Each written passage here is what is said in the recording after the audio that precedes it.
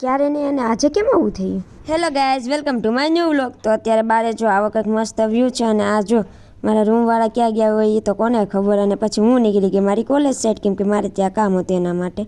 અને અહીંયા જો આ લોકો 26મી જાન્યુઆરીની પ્રેક્ટિસ જ કરે છે. અને અહીંયા મેં આવીને જોઈ તો જો આ લોકોને ત્યારે બ્રેક પડેલી હોય સવારવાળાને, એટલે એ બધા નાસ્તો કરી રહ્યા છે. અને 2 જ મિનિટમાં એની બ્રેક પતી ગઈ, એટલે જો આખું કેમ્પસ 2 જ મિનિટમાં ખાલી થઈ ગયું. કોઈ તમને કે જોવા નહીં મળે. હમણાં થોડી વાર પહેલાં કેટલા જોવા મળેલા. અને અહીંયા તો જો કેટલી બધી બંદૂકો પડી, તમારે જોતી હોય તો લઈ જાજો.